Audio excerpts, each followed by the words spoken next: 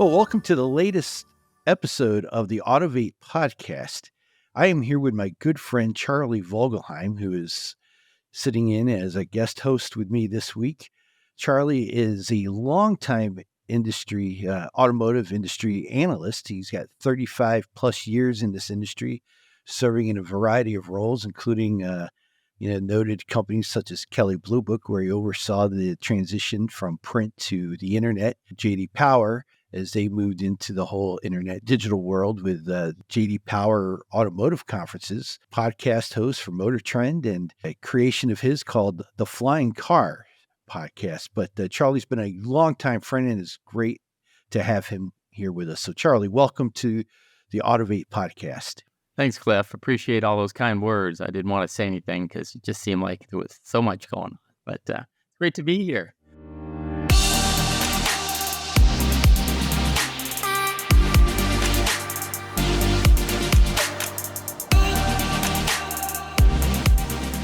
No, I've been blessed to see a lot of the transitions happening in our industry and in different places where I work, and to be able to participate in all that and talk to you about the ongoing changes. So, well, you certainly have that perspective of history. You just got back, from the Munich show, and I guess they don't call it the auto show anymore. It's the mobility show. Exactly. Auto shows have been an important part through the years, to my years in my career, in terms of intros and sure. And what's interesting was talking to a good friend now that works for Rivian, and I guess that was the last big surprise. Maybe I'm missing one, where we all showed up at the LA Auto Show, and there's a Rivian park there, and we hadn't seen it before. But I think the days of surprise and intros like that have passed, unfortunately. It was a time and a place. Sure. But, we have these great auto shows in the U.S. that we've attended, and we can talk about L.A., New York, and, of course, Detroit, the North American International Auto Show, as it was known. But in Europe, they'd have them every other year, Paris one year and then Frankfurt another. And then a couple years back, obviously, there were some changes around COVID time, if we can say. Sure, right. But they changed up the Frankfurt Auto Show, which at one point was perhaps one of the largest in the world before China really started expanding. And they moved it to Munich, and as you say, called it the IAA, which is the organization that puts the show on, a mobility conference. And it was curious. I didn't go 2 years ago, but I had the good fortune to attend this year. And it's kind of two different things. There's the fairgrounds, or I shouldn't call it that. In Frankfurt, it really appeared like a fairgrounds, like a state fair, and the different buildings where the different displays were. But in Munich, they used the halls, the messes, they say, outside of town a little bit, and they had a number of the companies on display, and much of it looked like a B2B displays, whether they were LiDAR companies or tier one suppliers. Sure. Some of the displays were reminiscent of CES, or a few automakers, but if there were just a few cars. And then starting a day or so later, in and around Munich was a number of kiosks or displays that individual automakers put on. So Volkswagen had a big display in one of the town centers, plots. Audi and Porsche, BMW and Mini, Mercedes certainly. And then there were smaller displays throughout. But it was very different than an auto show. So much about an auto show was measuring who's there, or the interested buyers and things like that. Again, here in the U.S., we're accustomed to have these auto shows sponsored or put on by the local dealer groups. And it's about getting the excitement around the cars and perhaps, purchasing. This was interesting, and it touched on a lot of points, and I've got a lot I can talk to about. I don't know if you have any specific questions, but there were even some protests before it opened, protesting the ongoing need or utilization of automobiles. I mean, there's always somebody that's got something to say about that. Well, that's one reason they changed the name from auto show to a mobility show, was to satisfy or appease the anti-auto activists. Well, and again, there's a lot of aspects of that. Sure. A big part of that obviously is electrification that we see everywhere, and then that trickles all the way down to bikes and scooters. And what was the electric presence? Well, it was throughout every vehicle, and again, you see the European models. So, for instance, if you're walking through the Volkswagen display, we get one or two out here, and we talk about the ones that might be coming. Of course, there's a lot of news about the van, the iBuzz, but you have the ID, 3, 4, 5, 6, 7, 8. I mean, it just Yeah, seems like for one, yeah, right. yeah, yeah. Right. So you see the full range of that, and they're proudly on display, in terms of the transition. And then there was a number of the Chinese manufacturers were present, a number I had never heard of before. Got information on, and then a lot of the smaller European cars, Yo-Yo, and these small urban vehicles that are necessary to fit in some of these um, small, fortified towns of Europe. And then, of course, the standards. You didn't see, big displays. Ford was there, but I didn't see, there wasn't a strong presence for General Motors, Stellantis, however I'm going to say it Still today, in, yeah, which yeah, yeah. changes. I'm Well, sorry. I heard the U.S. brands were pretty much absent. But again, Ford was there. So yeah, of all things, I see my first Ford Lightning electric up front and climb into it at the Munich Auto Show. So there you go. Yeah. And then the curious thing, I took a photo, is they're right adjacent the Tesla booth. So that was an interesting juxtaposition. Well, Tesla's going to be here in Detroit also. Yeah. And, we're recording this podcast, so it's not live, but Detroit Auto Show starts this week here in Detroit. And Tesla, we just don't know yet which vehicles they are showcasing. We're hoping to see the Cybertruck The Cybertruck. and hopefully the new Model 3. Well, once again, it was interesting. A part of your auto show, of course, is the Automotive News has their World Congress. I remember years ago when Elon was there and he was asked, when Right. when are you going to start making the cars here in Michigan? He said, when are you going to let me sell them here in Michigan? So things have changed. And Significantly, yeah. yeah, and, Yes. and again, throughout the world, as they've had some moderate success. Yeah, I think Tesla has not been here since 2015 in Detroit at the auto show. And I think that was the last, I think I actually talked to Elon, walked with him down one of the back halls of whatever the Huntington place was being called at the time, probably still Cobo Arena, I Yeah. think. And we had a long chat of about 15 minutes, I guess, just about Tesla's strategy, retail Yeah. strategy primarily. But that was a long time ago. Well, once again, what you remind me when you mention that, and we can talk about it separately in terms of all the different automakers signing up to utilize the Tesla the chargers. Sure. But the thing in Europe right now that they're very proud of, and because I was comparing it to U.S., is the infrastructure. So it seems like it's a non-conversation. A couple of weeks ago, I was involved in a Green Cities event, and so much of the dominant part of the infrastructure was how it's inadequate or it's not being serviced correctly. And so undependable might be a word that you can utilize outside of the Tesla superchargers or the Tesla recharging network. So obviously that's a big part of that happening. And if you can believe it, hydrogen was a big part of the discussion over there also. And they're starting to roll out hydrogen utilization in municipal buses. We visited a company outside of town that's developing it for the trucking industry. Even went as far away as Stuttgart to meet with Bosch, who's coming up with a whole solution on not only the deriving the hydrogen, again green hydrogen, and then also for the parts that they can supply to the vehicle. Well, let me ask you about that for a second.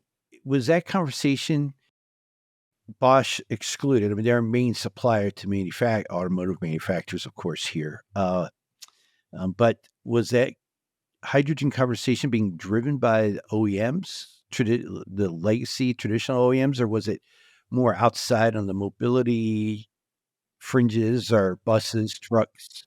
Right, and obviously we're a German company. We're in Germany. Germany has some challenges. They went ahead with closing down the nuclear electrical grid, and therefore the war in Ukraine and others have now strained their source of energy, and they need to fill in some blanks. So they're being perhaps a little bit more aggressive in that regard. That said, talking to some of the local politicians, they didn't foresee hydrogen in the passenger world happening quickly, but obviously in commercial trucking, municipal types of arenas, that would certainly be a possibility. Seems like much of that conversation is happening over here Yeah, too. Maybe not so much with buses, but certainly on the heavy truck side. right. Toyota and Hyundai both presence in on the vehicle side, but again, think of the origin story for Toyota. Being an island nation without the carbon footprint or the carbon resources, and therefore things need to be shipped in, if not developed locally. Another question, you mentioned the Chinese brands. It seemed like they played a big role, which I think makes sense since Europe is a big area of focus for them right now. What about companies like BYD, or BYD was there. was it a big presence? Or I would say, you know what, it was and that's a relative term because not everyone had a large presence. So they were on display both in the hall and then also on the streets of Munich. So in other words, they were there for the B2B and then also for the consumers to see the products. well, yeah, it's interesting with BYD. They obviously are the juggernaut in China and maybe become the global powerhouse, and probably already are, if we're going to be honest about it. Big play in Europe and Japan. But what makes them unique, I think, is, well, one of the things that makes them unique, besides their prowess and their ability to grow so quickly, is their retail strategy. They actually are in Japan right now. They've said they have the goal of 100 dealerships by the end of next year. They're partnering with local dealers. They're doing the same thing in the UK. They say they'll have 25 rooftops selling BYD vehicles in the UK by the end of the year, 100 by the end of next year. And I think that's their strategy in Europe too. So instead of going the agency model or direct-to-consumer model, they're partnering with local dealers in these regions. And I would imagine that here in the U.S., should they ever come here, when we expect them to, they would adopt a similar strategy. And I certainly, the relationship with Warren Buffett being one of their larger investors and an owner of the Berkshire Automotive Group, they have a ready-made retail network here. Right. Well, it's interesting because, again, you made mention when I worked at JD Power, it was very exciting times because, China was on the horizon and we were all, being very cooperative and working together and working towards, whatever that meant in terms of, Chinese entering. Well, you go back to, I'm thinking of Cherry Motors with Malcolm Bricklin. Malcolm Bricklin Yes. and, a few things going on there. But to the extent that now that we've paused here in the U.S., and certainly there's been electric development and all of the manufacturers are rolling out different products. And again, Ford proudly showing the Mustang, the Mach-E and the Ford Lightning Sure. on display, that there's certainly product out there, but it was a great reminder to be outside of our market and how much China's really doing, and how far along they are, both in in volume and in product and in infrastructure on all of this.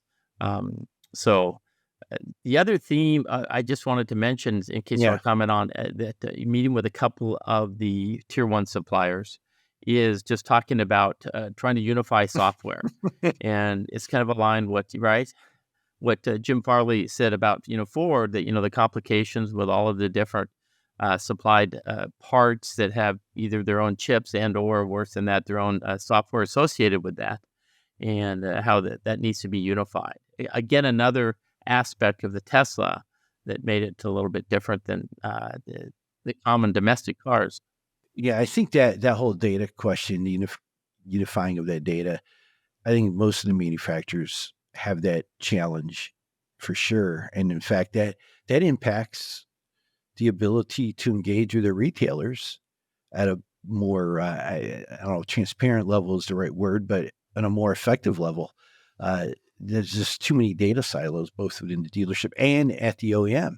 Right. And, we've seen projects and attempts through the years, the OEMs trying to bring all that in-house and never being able to make that work. I suspect that maybe as the connected vehicle becomes much more prevalent and they're building out these connected vehicle platforms, data platforms, that will make that more of a reality. But again, I think, they're going to have to partner with companies like an Amazon or Microsoft or others to get to that where it's a reality rather than a dream. So if you and I had this conversation, 10 years ago, I'd be Which all which I think we did. we But go ahead.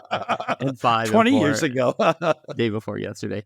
But, I've been all excited about the autonomous car development and everything because we were tracking towards that. And everyone talked about edge cases, and which some are, quite frankly, ridiculous. But now we're starting to hear edge cases on this data unification or complexity.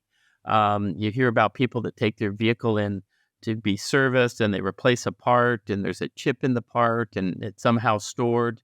It was they're putting the mileage on the vehicle stored in different parts of the vehicles, as collateral or as backup.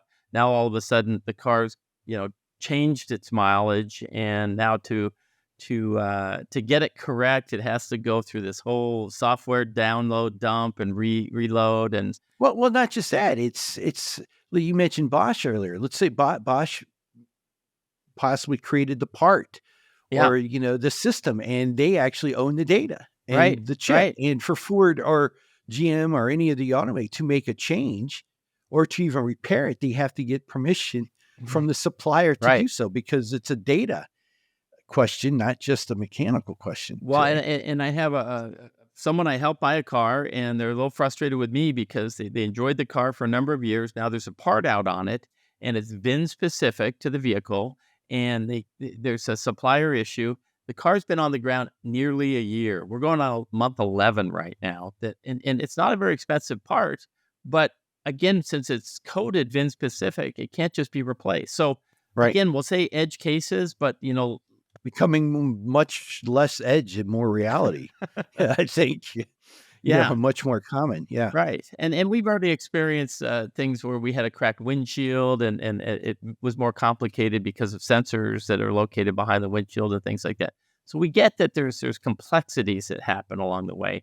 But when you start to get into different aspects of the parts that have their own individual chips and or software, it was interesting to hear the tier ones in their press conferences saying that almost the software was more important than the parts themselves. That for them to have Right. some uniform software for all of the parts that they were Right. distributing, or to be able to work. And maybe they see the writing on the wall that the OEMs are just done with them having any aspects of the software and need to have it all on their side. And so you've got the part builder supplier, you've got the OEM assembly, and then you've got, John Q. Public, the owner of the vehicle, and then throw in the dealer in terms of having to communicate through all this. Oh, yeah. The dealer's the middleman, and they're going to have to take the pain and the wrath of customers who can't get their cars. Right, right. And there's a curious thing about that, Cliff, because I know you and I talk about the dealers a lot, is that I still, with some of these outside franchise dealer distributed vehicles that are having issues or having backup, I don't know, we still seem to be in this very tolerant phase where people go, well, I know. I couldn't get a headlamp for my car for 3.5 months, but it's okay. But I still love my car. I still love it. I love it. And think of the way low mileage. It's because you couldn't drive it. So, but it's interesting. I don't know if and when that transition is going to come. And we've seen the ability of over-the-air updates to really take care of a lot of things. Again, we go back to the question of who owns that chip or that system within the vehicle.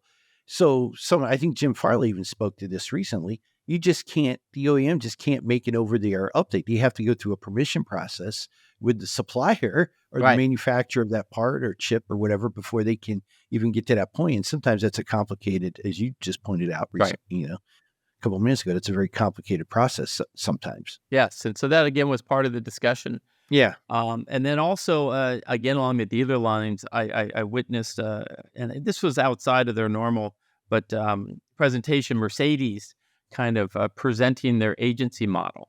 and doing it in a very, very overtly delicate way to be Oh, very sure. specific that they're in contact with their dealer bodies. And again, I'm talking about the Munich shows. I'm talking about Right, Germany, right. Not US, not US. Right, right. So right. I want to be very clear about that. But it was interesting to me as I'm kind of thinking through, different manufacturers that had different ideas at different times. There was a moment in time where J.D. Power was vilified for suggesting that they were the ones behind Ford's ideas about doing some agency type models. And I'll just say again, they weren't. It was Ford's idea, and they were trying to bring in a third party to talk about it. But that neither here nor there. It's again just acting with and around the dealers in terms of again what franchise law is, what it means, what is the right models. There's already been talk about if there is an over-the-air update, is there anything that benefits or not the dealer? Again, Well, interestingly, to your right there, let me just interrupt for a quick yeah, second. Mercedes negotiated, I think it was a 5-year deal. Mercedes Dealer Council did last year with Mercedes to obtain part of that over-the-air update revenue that they would lose out being dealers. Florida has done the same thing. The Florida Dealer Association recently. I think there's a lot. Yeah, I just heard about that.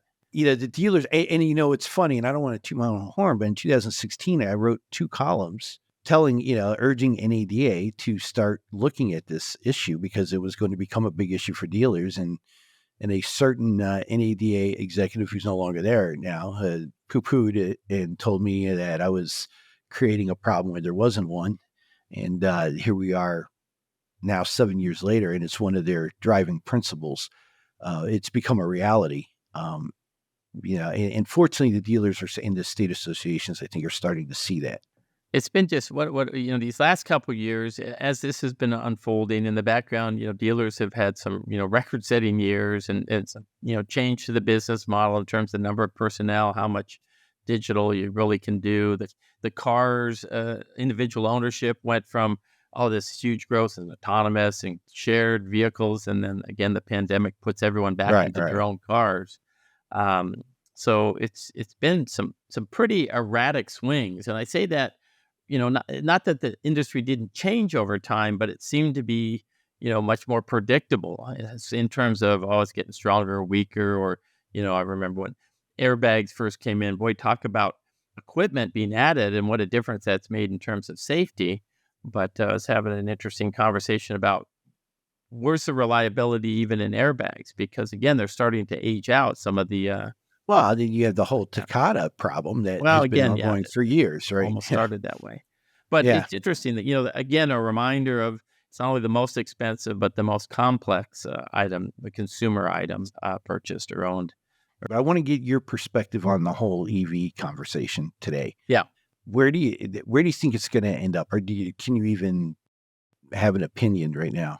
I'll start high. Yeah, okay. Quite careful with that. But I'm in California, so So coming, San Francisco region. So well, again, coming from the European Auto Show, right, the statement is we need to quit using carbon base. We need to quit, emitting greenhouse gases. We, being society, whether it's heating or cooking or transportation, both at a personal level or a commercial level. So you can if you jump on the hydrogen bandwagon, yeah, maybe there's something there, and there's possibilities, and there's a lot of reasons that works, but it's not immediate, and it needs to be more immediate. So again, batteries or some form of that needs to happen, or society needs that. Now, right. John Q. Public isn't necessarily jumping into it yet in all the ways that we hoped, in the sense that again, whether it's the range or, more importantly, the convenience and or the ability. People, I had a friend in Seattle, and they bought a very competent vehicle that they couldn't utilize on long trips because the infrastructure wasn't there. So whether you go chicken and egg, but again, we're talking about speed to refill, or in this case, recharge, how fast it takes the energy to get in, and then the longevity of not only the amount of distance you can go with that individual charge, or how long are those batteries going to last. So certain brands we see doing amazing. Tesla, when you consider, what is it, the number one selling brand now, and others, individual vehicles are struggling a little bit. People are going to be driving internal combustion cars. Toyota was faulted, for not having a full EV range, and although they're fifth generation now on the Prius is amazing. If you wanted a hybrid, it's a very competent, and a plug-in hybrid by some measures is currently the most environmentally sensitive vehicle out there from cradle to grave. Again, these measurements, can all be tweaked left, right, and center. But the bottom line is, if you just keep stepping back and going, how do we just, whatever we're doing, make sure that we're not, don't have carbon or carbon-based or carbon emitting involved, if that's really, truly our societal concern, then there's a lot of things that are in play and a lot of options and a lot of technologies. And you know me well enough to know, Cliff, I'm very excited about different technologies and opportunities. Yes. But when you start to get into and we'll just say the hydrogen conversation, there's a lot of expense, a lot of infrastructure, a lot of government policy that needs to go behind something like that to make that transition happen. And I'm just identifying my concern on all of that. Are we ready yet for that? Is it really something that can be done?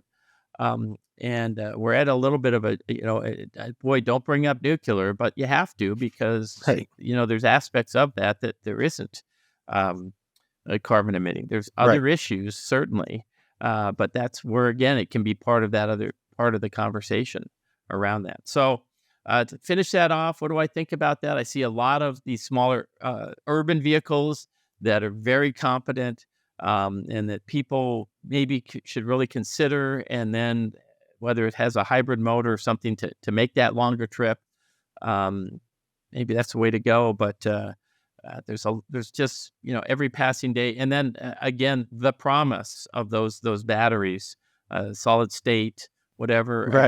The two things we're looking for is storage and speed to recharge. Right. And again, behind all of that is longevity. And the other thing we've learned on this, recharge, discharge, that you can wear out a battery quicker than you should. And that's why, unfortunately, the battery swap world didn't work so much. Right. Again, maybe with quote unquote, electrical governors on the vehicle, maybe that becomes part of the solution also. I went everywhere on that answer, but and you brought up, with some of the dealers maybe because of the uncertainty looking to get out. We're seeing record transaction levels, both in price and valuation and in number. I'd say 2013 to 2021, the average number of rooftops sold in the U.S., dealership rooftops, was in that 350 range. That was the average number. Now it's just, the roof's been blown off that. I'd love to ask you the questions on this, because I know you look at that closely. Can you characterize, I know Lithia was in a growth phase for a while, the more recent one, Asbury. Is it the publics that are behind that, or do you see some of the privates just getting bigger and bigger? Well, what happened, I think, one is the amount of cash that was on the books with the public dealer groups. And they have to deploy that cash. And, certainly profits were at an all-time high in 21 and 22. So what do? You got to deploy that. And there's only so many shares you can buy back at your company, and only so much capital improvements you can do. So you add, you go out and start adding. And so we've seen 6 of the 7 largest transactions in history have been, I think, from 2020 to now. The biggest is Buffett's acquisition of Van Tuyl in 2015, and that was $4.1 billion. And then when you add in the inventory and some other stuff, it jumped up to over $5 billion. So, and then Asbury now, they acquired Park Place in 2020, spring of 20, or so, late summer of 2020. And then that's just catapulted. Later on, I think 2021, you had the Prime Group bought by Group One, and that was 900 or so million. You had Sonic buying RFJ for $952 million. Asbury bought Larry H. Miller. That was $3.2 billion, Yeah. I believe. And then they followed that up with Stevenson, and then now they're buying the Coons Group. And that was over $1 billion. Yeah, 1.2 billion. Yeah, that was 740 million Blue Sky, 417 million on the real estate, and then they still have to calculate the inventory and some of the fixed assets. So go back to the theme that we were talking about briefly before, is uncertainty. And so, again, the Blue Sky has got to be a difficult negotiation in terms of, Well, it's changed. And if you ask 20 different accountants and their CPAs Right. or dealership appraisers, they'll give you 20 different answers on how Blue Sky is calculated. Right. In fact, the Asbury deal, I'm hearing that the Blue Sky initially was higher, but they were able to add real estate in, so they were able to dial back the some of the Blue Sky number. But so that number can be calculated any number of ways. You made mention of my experience, and I worked with JD Power for a number of years, and one of the events I helped put together was the JD Power Roundtable that was associated with that ADA convention, and would do the dealership or the franchise. Oh, that's right, your franchise assessment, yeah. And it was interesting because, again, at more innocent time, it was back when, I'm a dealer. Should I get a Hyundai franchise, or should I, maybe add, Suzuki? Or should I sell my Isuzu or something like that?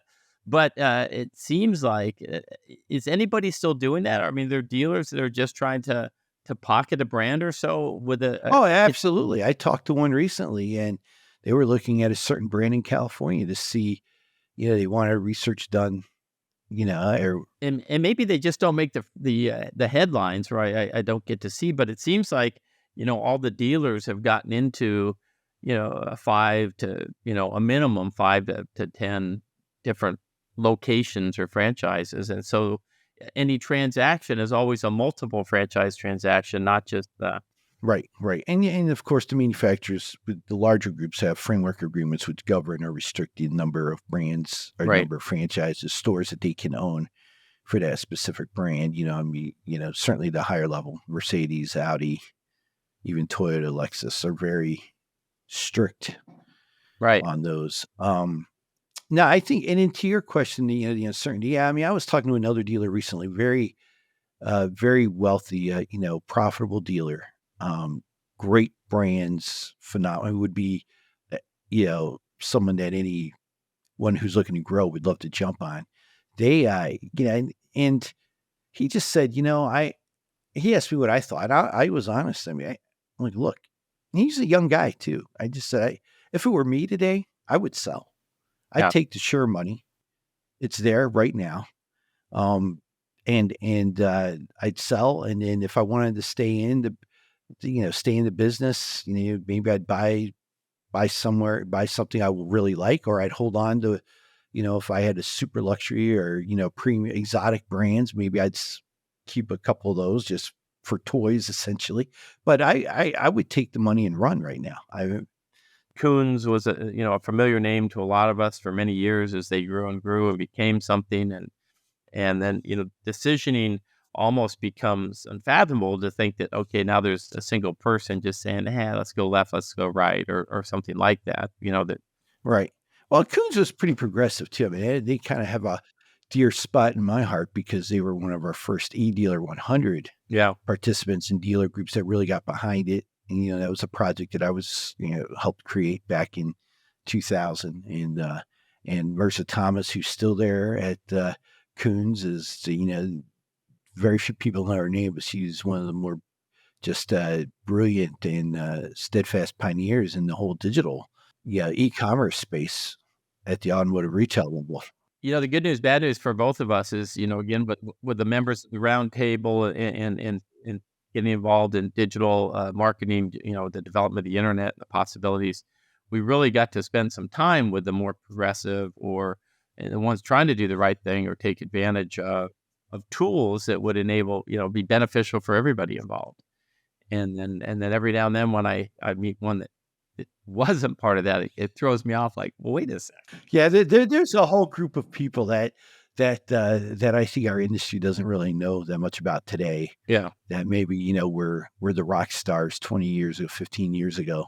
Well, what's interesting, and I spent a lot of time on the remarketing side, on the Yeah, yes, and again, industrialization. I don't know if that's the right word, but going from, again, individual ownership of these businesses to shared ownership, either in groups or even with the larger companies, whether it's a Desser or Cox, Mannheim, and others that are, again, there's not as much consolidation from them, but there's other consolidation going on.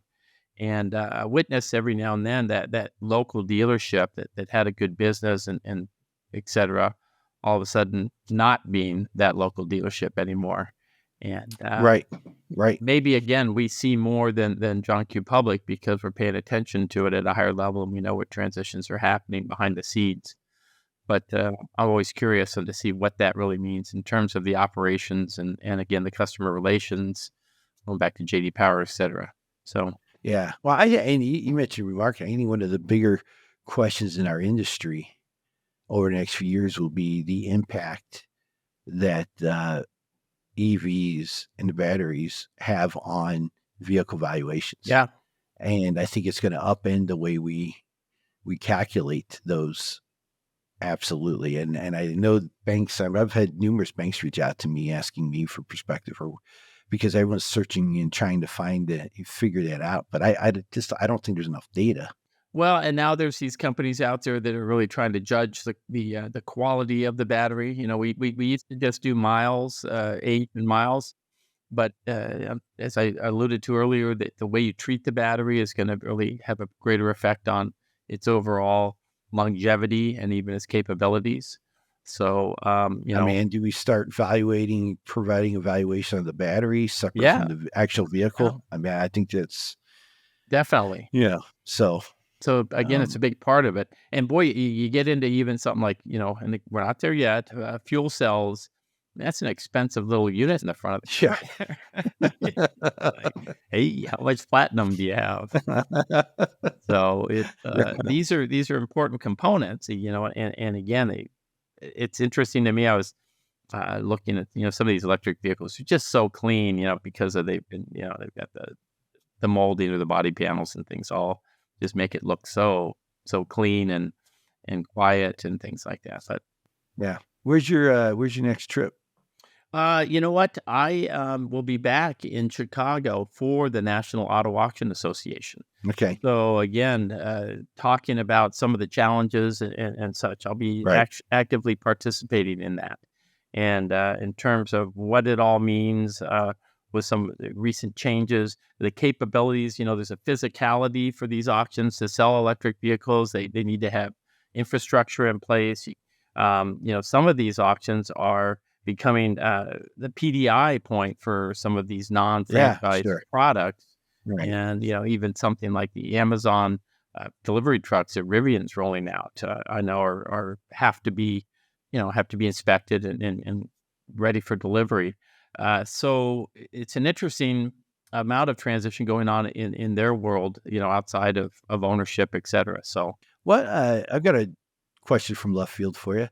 Is Augusta now considered an independent auction, being owned by an independent car dealer, Carvana? Or you know what? It did, without going too deep on it, because there's behind the door conversations, but it did add some confusion to the whole thing. It's not the first time. Smart Auction, when they came out, that was the General Motors product. They're both an auction, but they're a consignor. So how do they fit into neat slots? And the NAAA in the past had always been very much about neat slots. And, to be a member, you have to have a physical location, things like that. There's conversations going on again, we just talked about how the the Frankfurt Auto Show is mobility. Perhaps the auto auctions is remarketing. And so whatever that means. I got to tell you, as we talk about the future, the auction lane created efficiency in the marketplace. Decades Yeah, ago, it sure. was like, Right. I have a car I don't want. There's a car over there I do want. How do I do this? Well, we all meet on Tuesday at this hour at this place, and Right. we transact. Efficiency in the marketplace. Where are we now with being able to buy, sell, own, watch, listen to anything, anytime, anywhere? Does that, Tuesday morning auction lane create an inefficiency in the marketplace? Well, yes, in that greater context, perhaps, but like the dealers, the auction industry is enjoying some years of great success, and so obviously many of them are keeping an eye on the best way to remarket cars and compress the time it takes to take a car in and then to Mhm. redistribute is a big factor in all of this. How can that be done? Because again, a complex vehicle needs to start somewhere, end somewhere, and there's a physicality to it. It's not something that you can just fax from one location Yeah. to the No. other. Right. Right. Right. Right. No, it's not a Yeah. document or anything like that. That Star Trek, Right. being left, Transporter. I think transporter hasn't been Right. invented yet. Right. So those are things those are real aspects for it. But again, these public companies are getting much better at taking vehicles in trade, arbitrage ahead of time. Do I have multiple dealers in different regions? Am I buying a car for this marketplace or for one of the other places that I have? All of this, these are things that Enterprise Rent-A-Car did decades ago because they had the Right. wherewithal to have Right. different markets represented, and now the dealer groups, et cetera, are all part of this. The Cox company has innumerable different services that are paying Sure. attention to different aspects of all this. The Right. inventory management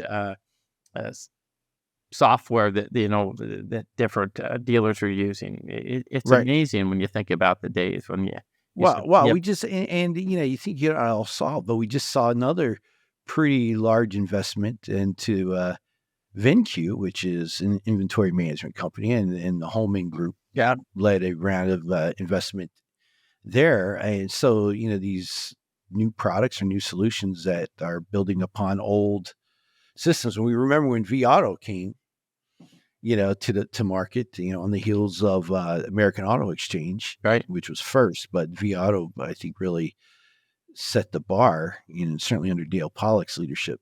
Um, And again, Dale and I go back to previous times.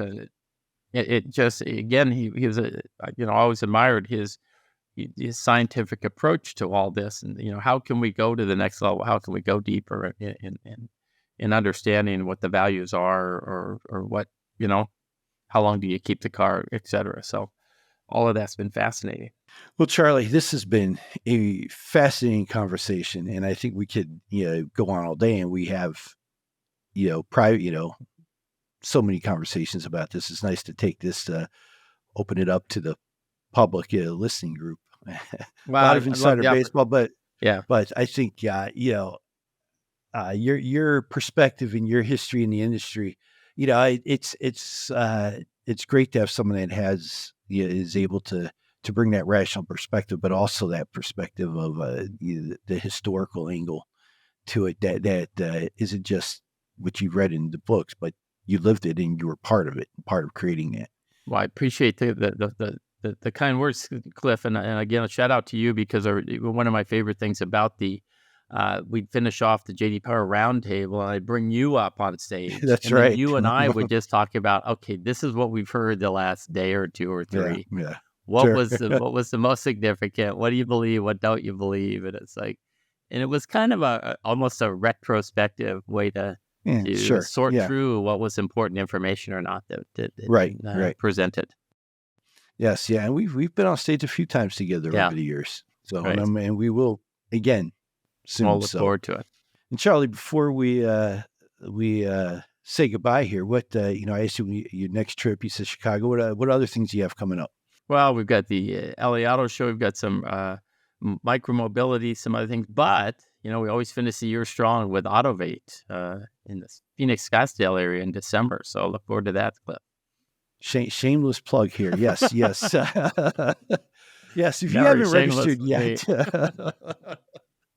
uh, Charlie has participated in several of those over the years, and will again. We're looking forward to having him this year.